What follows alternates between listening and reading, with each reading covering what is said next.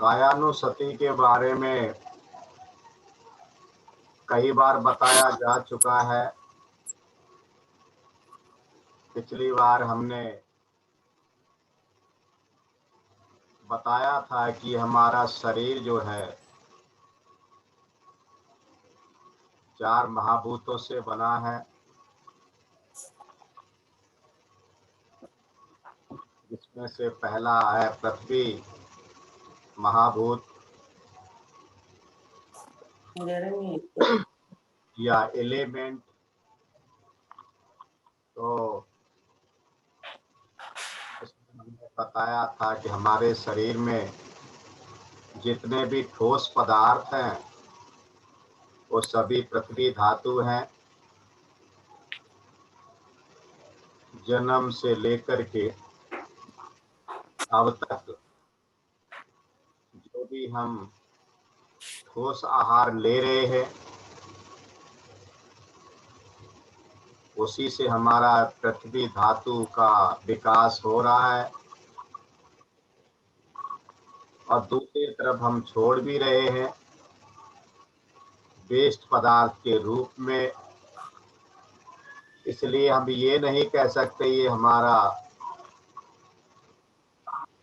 जो पृथ्वी धातु है ये मेरा है, या मैं पृथ्वी धातु हूँ, ऐसा हम नहीं कह सकते। ये केवल एक भ्रम है हमारा।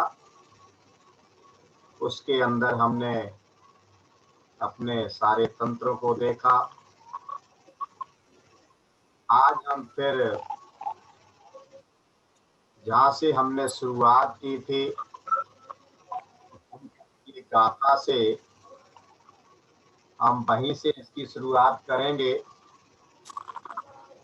क्योंकि ये सतीपट्ठान का पहला अंग है और सतीपट्ठान के 4 अंग हैं, कायानुसति, वेदनानुसति, धम्मानुसति और चित्तानुसति।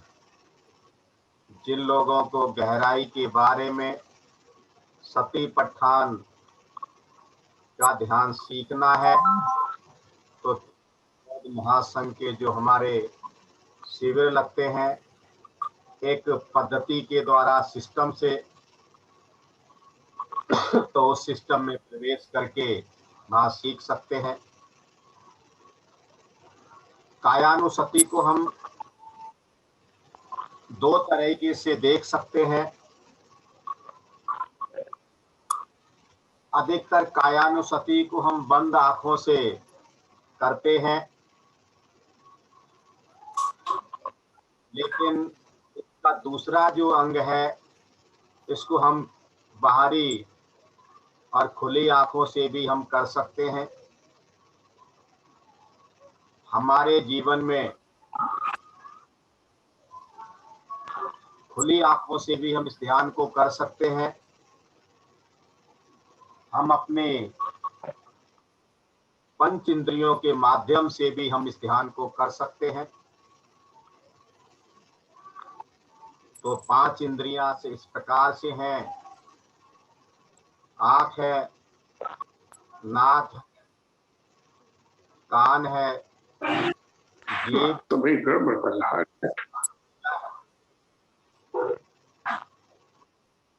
और इसमें हमारे 2 हाथ, 2 पैर, ये भी हमारे शरीर में सहायक होते हैं। भगवान बुद्ध जो धम्मपद है उसमें भिक्षुक है 25वां है। कई बार इसमें मैंने भी बताया है, धम्मचारी प्रज्ञा रश्मि ने भी बताया है, धम्मचारी नागरत्न जी ने भी कई बार बताया है। तो मैं उस गाथा बारे में जो डिटेल से बताया उसको नहीं बताऊंगा, कई बार बता चुका हूँ। भगवान बुद्ध को समझाते हुए कहते हैं कि चक्कुरा समरो साधु, साधु श्वेतेन समरो, घाड़ेन समरो साधु साधु जिव्याय समरो, कायेन समरो साधु साधु वाचाय समरो, मनसा समरो साधु साधु सब्बत समरो, सब्बत समतो भिक्खु सब दुखापमुच्यति। यानी कि जो हमारे हाथ है, पैर है, वाणी है, मन है, हमारी 5 इंद्रियां है, आँख, नाक, कान, जीभ और त्वचा, इनका संयम करना अच्छा है, कल्याणकारी है, मंगलकारी है। इसमें जो पहला आता है, प्रथम स्थान जो आता है इन 5 इंद्रियों में, वो है हमारी आंखें। ये हमारी कर्मेंद्रियां भी हैं, ये हमारी ज्ञान की इंद्रियां भी हैं। और आंख का जो विषय है वो है रूप, यानी कि देखना। वैज्ञानिक दृष्टि से देखा जाए, और देखना भी चाहिए, क्योंकि भगवान बुद्ध दुनिया के महान वैज्ञानिक थे, तो हमें भी वैज्ञानिक पद्धति से ये कायानुसति का अभ्यास अच्छी तरीके से करना चाहिए। हमारी 50% एनर्जी इन्हीं आंखों के द्वारा प्रयोग में लाई जाती है, और जो कुछ भी हम दैनिक जीवन में देखते हैं उसी के अनुसार हम आचरण करते हैं, प्रतिक्रिया देते हैं। साथ ही साथ ये स्टोर रूम में भी चला जाता है, जिसे बुद्ध की भाषा में, धम्म की भाषा में आलय विज्ञान कहा जाता है। ये सारा का सारा जो भी कुछ हम देखते हैं वो सारा आलय विज्ञान में जमा होता है। पूरी फिल्म हमारे आलय विज्ञान में जमा रहती है। इसीलिए तो जो उम्र दराज व्यक्ति हैं, जो बुजुर्ग व्यक्ति हैं, जिनका अनुभव बहुत लंबा चौड़ा है, जब उनसे चर्चा होती है और कुछ नई बात बताने का प्रयास करते हैं या समझाने का प्रयास करते हैं, तो उनका क्या जवाब होता है कि मुझे समझाने का, मुझे बताने का प्रयास मत करो, मैंने बहुत कुछ देख रखा है। ये मेरे सिर के सफेद बाल धूप में सफेद नहीं हुए हैं, मेरे 2-2 आंखें हैं, हमने भी अपनी जिंदगी में बहुत कुछ देखा है। और यही कारण है आंखों का प्रयोग कम और दुरुपयोग ज्यादा होने पर हमारी आंखें जल्दी कमजोर हो जाती हैं। अभी जैसा कि मैंने बताया, भगवान बुद्ध धम्मपद में कहते हैं कि चक्षुणा समरो भिक्खु सब दुखा पमुच्यति। भिक्षुओं, इन आंखों का संयम करो, इनका समर करो। इन आंखों का सबर करना बहुत ही कल्याणकारी है, मंगलकारी है। अगर हम इन पर समर करते हैं तो हमारी तृष्णाएं कम हो सकती हैं, और जितनी तृष्णाएं कम होती जाएंगी हमारा मंगल होगा। यही कारण है कि हम लोग जो है, जैसे जैसे धम्म प्रवाह में आगे बढ़ते हैं तो हम भी अपनी आंखों का संयम करने लग जाते हैं। हम जो भौतिक जीवन में जो रहते हैं उनके लिए कहना चाहता हूं मैं कि हमें कम दिखाई क्यों देता है, आंखें होते हुए भी हमें कम क्यों दिखाई देता है, क्योंकि हम आंखों का संयम नहीं कर पाते हैं। तन को तो हम रगड़ रगड़ के साबुन वगैरह से साफ कर लेते हैं, लेकिन क्या हम आंखों का उतना ही ध्यान रख पाते हैं? कुछ न कुछ तो दैनंदिन जीवन में कमी रह ही जाती है। यही कारण है हमारी आंखें जल्दी कमजोर हो जाती हैं। इनका समर करना अच्छा है, और जितना ज्यादा आंखों का ख्याल रखेंगे उतना ही हमारे जीवन में मंगलकारी है, कल्याणकारी है। जिस तरीके से हम अपने शरीर का ख्याल रखते हैं बाहरी रूप से, तो हमें भी आंखों का भी उतना ही ख्याल रखना चाहिए। दूसरा जो विषय है हमारा, जो इंद्रिय है, वो है कान। जिस तरीके से प्रकृति ने हमें दो आंखें दी हैं, उनका संयम करना चाहिए, उनका समर करना चाहिए, उनकी केयर करनी चाहिए, उनकी हिफाजत करनी चाहिए, देखभाल करनी चाहिए। उसी तरीके से हमें अपने कानों का भी समर करना चाहिए। प्रकृति ने हमें दो कान दिए हैं, और इसका विषय है शब्द, यानी कि सुनना। भगवान बुद्ध कहते हैं, आपने भी कई बार सुना है, पढ़ा है, महामंगल सूत्र में भगवान बुद्ध कहते हैं कि बाहु सच्चंग च सिपंच विनयो च सुशिक्षितो सुभाषिता च या वाचा एतंग मंगल मुक्त मन। बाहु सच्चंग का मतलब हमें बहुश्रुत होना चाहिए। बहुश्रुत होना कल्याणकारी है, मंगलकारी है। हमारा शरणगमन यही से शुरू होता है। लेकिन क्या हम बहुश्रुत होते हैं? एक चिंतन का विषय है।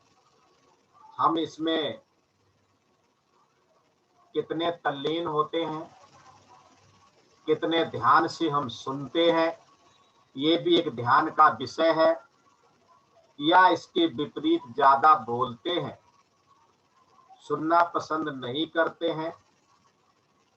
ज्यादा सुनना नैतिकता को बढ़ावा देता है, सुसंवाद स्थापित करता है, शरणगमन हमारा और गहराई में होता चला जाता है।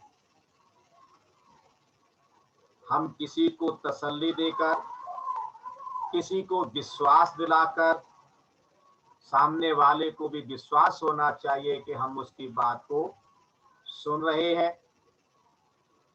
किसी को तसल्ली दे करके ध्यान से हम कितना सुनते हैं, ये भी एक चिंतन की बात है।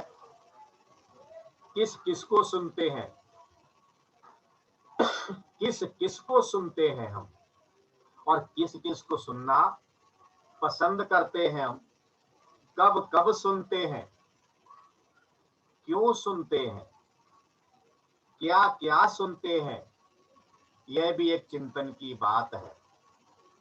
क्या हम बोधिसत्व, तथागत सम्यक संबुद्ध, जिनका के प्रज्ञा के क्षेत्र में बहुत बड़ा इतिहास रहा है, क्या उनके जीवन के बारे में हम तरीके से सुनते हैं? क्या क्या सुनते हैं? हम सिद्धार्थ के जीवन के बारे में ज्यादा सुनना पसंद करते हैं, या बुद्धत्व प्राप्त करने के बाद हो गए बुद्ध के बारे में ज्यादा सुनना पसंद करते हैं? क्यों सुनते हैं और क्यों सुने हम? क्यों सुनना चाहिए?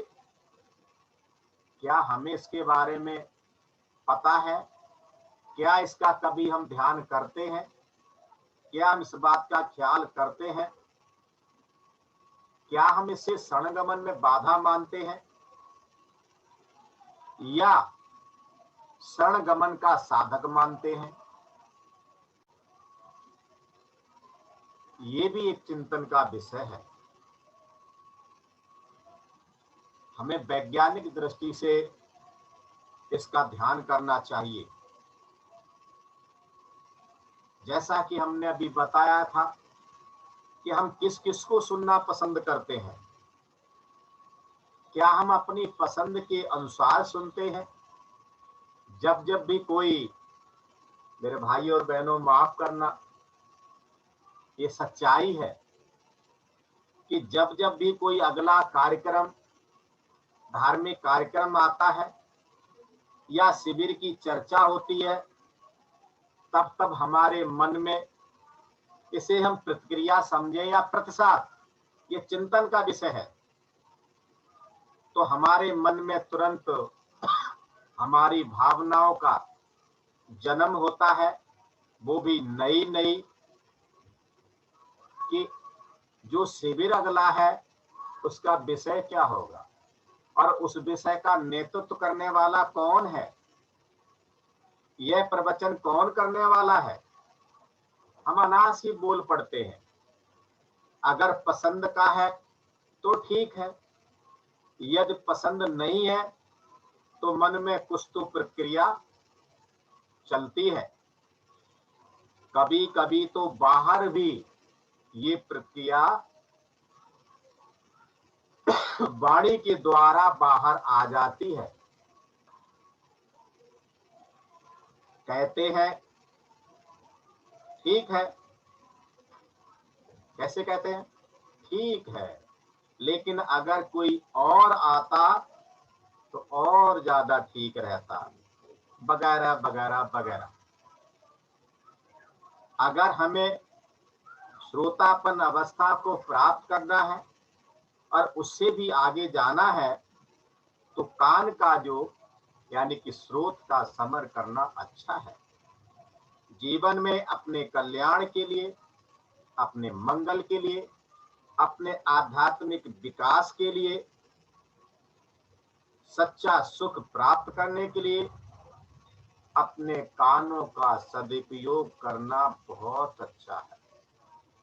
बाहु सच्चंग च सिपंच विनियोचा सुशिक्षितो। अगर हम सुनेंगे तो ही हम सीख पाएंगे। आप सभी जानते हैं, बताने की जरूरत नहीं है कि भगवान बुद्ध के लास्ट के जो निजी उपस्थाक थे, आनंद, क्या करते थे, वो सुनते ही तो थे और सुनते सुनते उन्होंने सुत्त पिटक की रचना करवा डाली, केवल सुनने मात्र से। तो सुनने का हमारे जीवन पर कितना बड़ा प्रभाव पड़ता है, इस बात का हमें चिंतन करना चाहिए, ध्यान करना चाहिए। अपने आध्यात्मिक जीवन के लिए, सच्चा सुख प्राप्त करने के लिए अपने कानों का सदुपयोग करना है। ये बहुत ही उत्तम कार्य है, मंगलकारी है, ये मंगलदायक है। इसलिए हमें अपने कानों का समर करना चाहिए। तीसरी जो हमारी इंद्री है, ज्ञान, ज्ञान की इंद्री है, वो नाक, और नाक का विषय है गंध, है ना, यानी कि सूंघना, गंध, दुर्गंध और सुगंध।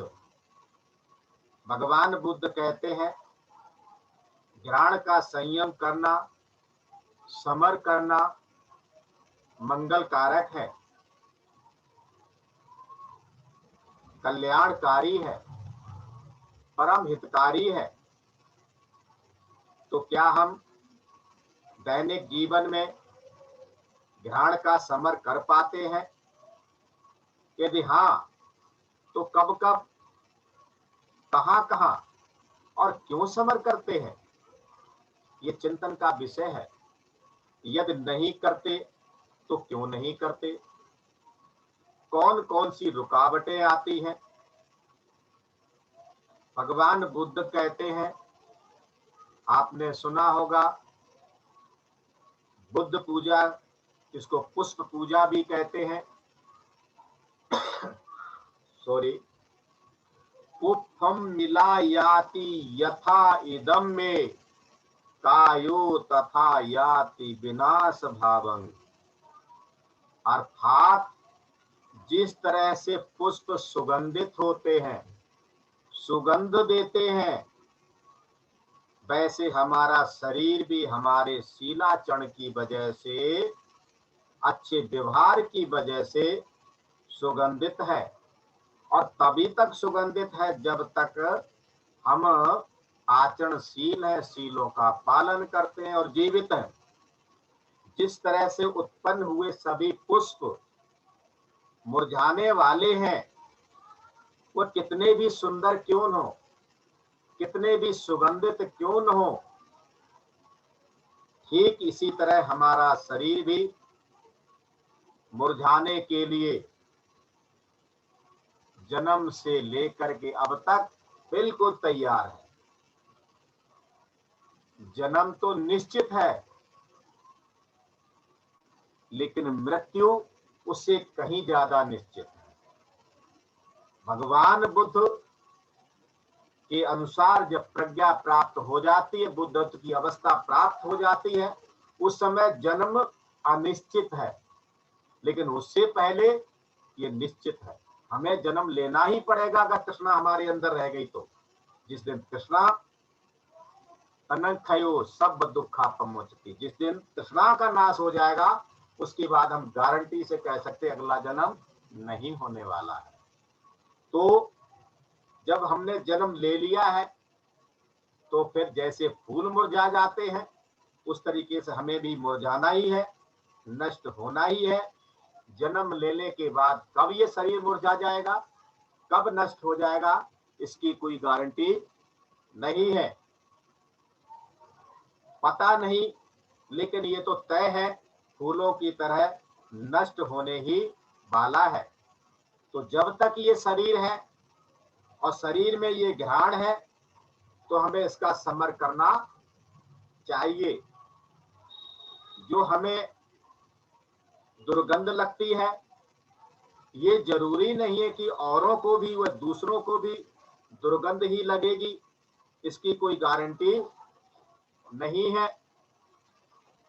और इसके लिए मैं एक छोटी सी कहानी बहुत ही शॉर्ट में बताऊंगा। मैं पात्रों के नाम नहीं बताऊंगा, बहुत शॉर्ट में करूंगा। किसी रानी की एक नौकरानी थी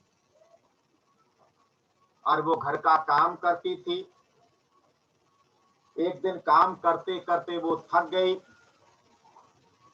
तो वो रानी के बिस्तर पर लेट गई, क्योंकि वो थकी हुई थी। इसलिए बिस्तर पर लेटते ही उसे नींद आ गई।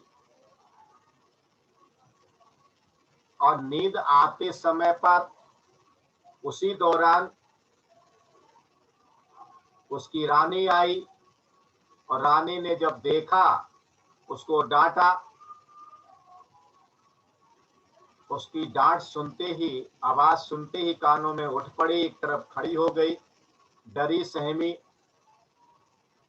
उसने कुछ नहीं कहा और उसको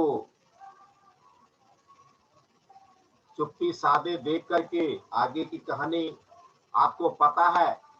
उसको सजा मिली, और जैसे उसके कोड़े पड़ रहे थे और उतना ही तेजी से वो हंस रही थी।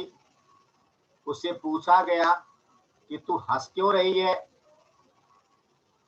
तो उसने बताया कि मैं तो केवल कुछ पलों के लिए थकी हारी थी, इस फूलों के बिस्तर पर मैं लेट गई तो मेरा तो ये हाल है, और उनका हाल क्या होगा जो रोज ही रोज ये फूलों वाली सेज पर लेटते हैं, उनका परिणाम क्या होगा। और यही सोच करके मैं हंस रही हूं। अच्छा है मुझे जल्दी ज्ञान प्राप्त हो गया, ये मुझे समझ में आ गया। तो कहने का मतलब ये है शॉर्ट में कि हमें इस घ्राण का समर करना चाहिए। कूड़ेदान में काम करने वालों को क्या वह दुर्गंध युक्त है पता है क्या? वो वहां काम करते हैं और हम जब भी वहां से गुजरते हैं तो अपनी नाक बंद कर लेते हैं। सफाई का काम करने वाले, विशेषकर गटर में उतरने वाले, किस तरीके से काम करते हैं, क्या हमें इसका अंदाजा है क्या? इसका ख्याल है क्या? इसी तरह हमारे रोजमर्रा की जिंदगी में आसपास हमें बहुत सारे ऐसे उदाहरण देखने को मिलेंगे। हम वहां से बहुत कुछ चिंतन कर सकते हैं, बहुत सारा ध्यान का अनुभव इकट्ठा कर सकते हैं। याद रखें भाई और बहनों, गंध हो या दुर्गंध हमारे मनोविज्ञान में पहले से है, इस पर भी हमें कार्य करना होगा। अगर हम इधर आए हैं तो भंती जी के जो भी ध्यान है उन ध्यानों को गहराई से समझना होगा। भंती जी कहते हैं हमें कम से कम, अगर हम बुद्धत्व को अवश्य प्राप्त नहीं कर सकते तो कम से कम श्रोतापन तो हमें बनना ही चाहिए। आप सभी जानते हैं, मैं शॉर्ट में दूसरी कहानी बताता हूँ। भगवान बुद्ध एक समय गुजर रहे भिक्षुओं के साथ में, तो रास्ते में एक मरा हुआ सड़ा हुआ कुत्ता दिखाई देता है। सारे भिक्षु को कुछ मुंह घुमा लेते हैं, कुछ मुंह पर अपना चीबर से ढांक लेते हैं, कुछ करते हैं, कोई कुछ करते हैं, और भगवान बुद्ध उसको सड़े हुए कुत्ते को एकटक देखने लग जाते हैं। तो सबको बड़ा आश्चर्य होता है। अब कुछ देखने के बाद, चिंतन करने के बाद भगवान बुद्ध कहते हैं कि भिक्षु देखो, इसके दांत कितने सुंदर हैं, मोतियों की तरह चमक रहे हैं। तो हमें भी अपनी दृष्टि को बदलना है, इस घ्राण का सवर करना है। ये बहुत ही हितकारी है, मंगलकारी है, कल्याणकारी है। चौथा जो हमारा ध्यान का जो विषय हम खुली आंखों से कर सकते हैं, है तो इसका क्षेत्र बहुत विशाल, समय कम है, इसलिए मैं बहुत ही शॉर्ट में बोलने वाला हूँ। सॉरी, फोन आ रहा था। वो है जीव, और जीव का विषय है रस, यानी कि स्वाद। और ये स्वाद हमें अच्छी भली पार्टी से उठा करके हॉस्पिटल में ले जाता है। इसकी वजह से, हमारे स्वाद की वजह से। अंग्रेजी की या हिंदी की 9th की क्लास में एक चैप्टर आता है, व्हाई डू वी फैल इल, हम बीमार क्यों पड़ते हैं? तो बीमारी का सबसे बड़ा जो कारण वहां बताया जाता है वो हमारा स्वाद है, हमारी जीभ का टेस्ट है। भगवान बुद्ध, अभी जैसा कि हमने बताया था, भिक्षु वर्ग में ही कहते हैं, जिभ्याय सम्मरो भिक्षु सब दुखा पमुच्यते। अगर इसका संयम हम करते हैं तो सारे दुखों से दूर हो सकते हैं। अर्थात जिभ्या यानी जीभ का समर करो, इस पर मन का नियंत्रण करो, सभी दुखों से दूर हम हो सकते हैं। सुबह हो या शाम हो या फिर दोपहर हो, घर में हो या बाहर हो, शिविर में हो या पार्टी में हो, हर जगह खाने का नाम आते ही, वो भी अगर स्वादिष्ट लग रहा है, हमारी समझ के अनुसार, हमारी पसंद के अनुसार है, तो मुंह में पानी आ जाता है। कई बार तो हमने यहाँ तक देखा है, भाइयों और बहनों बुरा मत मानना, मैं तो वो ही कह रहा हूँ जो मैंने देखा है या अनुभव किया है। कई बार तो जब किसी के घर में कोई सुंदर खुशबूदार पकवान बन रहा हो, तो पड़ोसी के यहाँ भी झांकते हैं और बड़े मन से खुश होकर कहते, आज तो बड़ी खुशबू आ रही है, आज क्या बना है? विषय तो है घ्राण का, लेकिन जीभ में पानी आ जाता है और आखिरकार चले आते, पूछते हालचाल कब लेते हैं और किचन में झांकने का ज्यादा प्रयास करते हैं। तो हमारा यहाँ चिंतन करने के लिए ये विषय है। हम पार्टी में हो, शिविर में हो, घर में हो, बाहर हो, अक्सर ऐसा ही हम कहते हैं, आज खाने में क्या क्या बना है। ड्यूटी से आते समय अपने घरवाली या मैडम से भी पूछते हैं, अगर पसंद का है तो ठीक, अगर पसंद का नहीं है तो फिर कैसा कैसा चलता है मन में, आप चिंतन कर सकते हैं। हमारे बीच में से ऐसा अगर कोई है तो प्लीज बुरा मत मानना। ये चिंतन का विषय है, कायानुसति का विषय है। यदि पसंद की सब्जी है तो ठीक है, और पसंद नहीं है तो फिर क्या क्या चलता है, ये हमारे चिंतन का विषय है। कुछ लोग तो कहते हैं कि मैं ये नहीं खाता, मैं वो नहीं खाता, मुझे ये पसंद नहीं है, ये मैंने कभी जिंदगी में खाया ही नहीं है। और कई बार हमने ये भी देखा है, अपनी आंखों से सुना भी है कि वही लोग और वही खाते भी हैं, और वही चीज खाते हैं जो उन्होंने पहले प्रतिक्रिया दी कि मैं ये नहीं खाता, मैं ये नहीं पीता हूं। तो उस समय खाते समय या पीते समय क्या क्या चिंतन का विषय हमारे मन में आता, क्या हम उस बात को सोच पाते जो हमने बोला है क्या? लेकिन अक्सर जाने अनजाने में हम दूसरों की भावनाओं को ठेस पहुंचाते हैं। क्या इसका हमें पता है हमें क्या क्या खाना है? उम्र के हिसाब से हमें पता है क्या कितना खाना है? पता है क्या क्यों खाना है और ये क्यों नहीं खाना है? क्या हमें पता है इस बात का? भाई और बहनों, हम इंसान हैं। ये चिंतन का विषय, क्या हम भी तो नहीं कहीं बकरी की तरह हमेशा मुंह चलाते हैं? मुंह चलाते ही रहते हैं, वो तो जानवर है या हम तो मानव हैं। तो फिर हमारे लिए क्या, ऐसा क्यों? क्या हम खाते समय औरों का भी ख्याल रखते हैं, विशेषकर परिवार में या समूह में हम जब बैठते हैं? अक्सर देखने में आता है कुछ लोग केवल समारोह के दौरान भी दूसरों का ख्याल न रखते हुए खाते हैं। मैंने देखा अक्सर भरी हुई प्लेट जिसमें और गुंजाइश है ही नहीं कुछ और रखने की, ऊपर तक भरी होती है, और अजागृति बस जब वहां से हटते हैं किसी से टकराते हैं जिसने अभी अभी बहुत सुंदर सूट सिलवाया था, बेशकीमती था, वो प्लेट उसी ऊपर पड़ जाती है। तो क्या हमें उस समय पर उस बात की जागृति होती है क्या?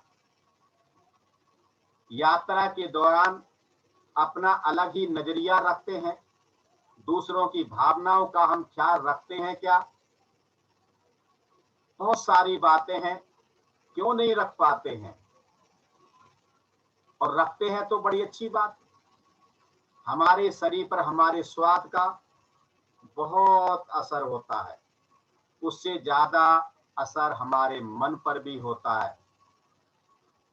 किसी कवि की रचना में का एक अंश है, जैसा खाएंगे हम अन्न और वैसा ही बनेगा हमारा मन, और जैसा पिएंगे हम पानी और वैसी ही बनेगी हमारी वाणी। भगवान बुद्ध काल में भी आपने अच्छी तरीके से कई बार प्रवचनों के माध्यम से सुना होगा। भगवान बुद्ध के काल में तथागत सम्यक संबुद्ध और भिक्षुगण कैसे खाते थे, कब कब खाते थे, कितना खाते थे और क्या क्या खाते थे, वो जीव का समर कैसे करते थे, किस तरह वह पानी का उपयोग करते थे, कौन कौन सा पानी पीते थे, उस समय कौन कौन सी टेक्नोलॉजी का पानी आता था, ये चिंतन का विषय है। और आज हम किस तरह से बात करते हैं इस विषय को लेकर के, हमारे शरीर, हमारी जीवन शैली और हमारे खान पान का बहुत असर हमारे जीवन पर पड़ता है।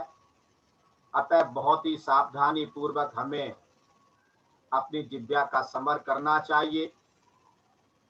मुझे पता है कि हम लेट हो रहे हैं, क्यों लेट चालू हुए हैं। मैं अपनी बात बहुत जल्दी समाप्त करूंगा। बहुत सावधानी से हमें अपनी जिह्वा का समर करना चाहिए। याद रखिए, मैं फिर कहना चाहता हूं, ये जिह्वा हमें कहां से कहां ले जाती है। विशेषकर वाणी का प्रयोग करते तब भी हमें कहां से कहां ले जाती है, और खाने में है इसका प्रयोग करते तो हमें कहां से कहां ले जाती है। मुझे यहाँ पर याद आती है हमारे, जब मैं पहले कबीरपंथी परिवार से बिलोंग रखता था, हमारे एक संत आते थे चरणदास साहेब। सुबह आए या शाम का समय, दोपहर का या शाम को, तो वो क्या कहते थे, आपके घर में जो भी रखा है, जैसा भी रखा है, बस मुझे वो ही दे दीजिए। मैं गृहस्थ नहीं हूँ, मैं गृह त्यागी हूँ। मेरे लिए जो मिल जाएगा, जितना मिल जाएगा, जैसा मिल जाएगा तो चलेगा, और नहीं भी मिला तो भी चलेगा। मेरे लिए आपको अलग से कुछ करने की जरूरत नहीं है, परेशानी उठाने की जरूरत नहीं है। मैं तो गृह त्यागी हूँ। अगर एक दिन या एक बार नहीं भी खाऊंगा तो भी चलेगा, लेकिन मेरी वजह से आपको कष्ट नहीं होना चाहिए। तो हमें इस बात का ध्यान रखना चाहिए कि हम जब चाय पीते हैं तो हम क्या बोलते हैं, खाना खाते हैं तो क्या बोलते हैं। हमें अपनी जिह्वा का संयम करना चाहिए। ये जिह्वा का समर करना बहुत अच्छा है। अगर हम तंदुरुस्त रहना चाहते हैं तो हमें अपनी जिह्वा का समर करना होगा। और पांचवा जो विषय है, इसका टॉपिक है, यानी पांचवी ज्ञान की इंद्री है, वो है हमारी काया। इसके बारे में हम अभी ध्यान करेंगे। अंदर से भी बाहर से ही समय ज्यादा हो रहा है, इसलिए मैं यहीं विराम देता हूं। आप सभी ने मुझे ध्यान से सुन लिया है, तो आपका बहुत बहुत साधुवाद। पुण्यानुमोदन। दिल्ली केंद्र ने मुझे मौका दिया है, विशेषकर ब्रह्मचारी प्रज्ञा रश्मि जी ने, तो मैं उनका भी बहुत बहुत साधुवाद करता हूं। यहीं रुकता हूं। सभी को मेरा फिर से प्यार भरा जय भीम। नमो बुद्धाय।